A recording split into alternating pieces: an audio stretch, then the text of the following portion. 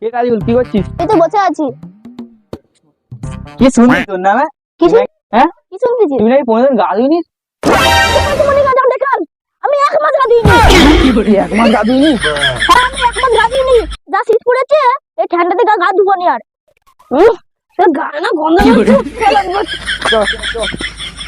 যা যা যা, আমি সারাদিন গা ধুবো নি, ছেলে মেলে কাটি দেবো।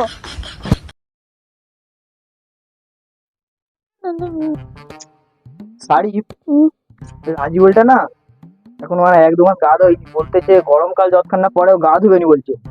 ওকে কিছু একটা করে গা ধুতে হবে। কি করা যায় বলতো?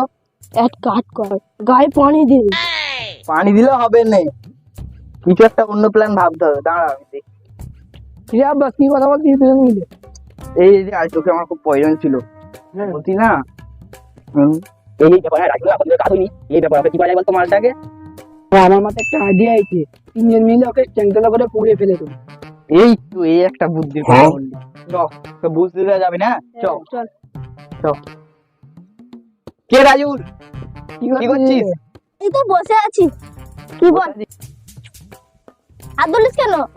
তুই একটা হাত ধর, এই শাড়ি ঠ্যাং ধর।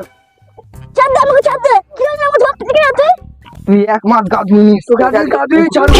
ফেলে ছাড়বো। চল নিয়ে চল আখে। আমাকে ছাড় দে, আমাকে ছাড় দে। চল নিয়ে চল। আমি সারাদিন গা ধুবো না, আমাকে ছাড় দে। আমি সারাদিন গা ধুবো না, আমি গা ধুবো না। আজকে গা ধুয়ে যাবে। আমি সারাদিন গা ধুবো না, চল। আমি গা ধুবো না। আমি গা ধুবো না। আব্বাস আমাকে ছেড়ে দে, তোকে আমি বিরিয়ানি খাবো। হ্যাঁ বিরিয়ানি খাবে। আমার তোকে ছাড় দে। চল নিয়ে চল, চল নিয়ে চল।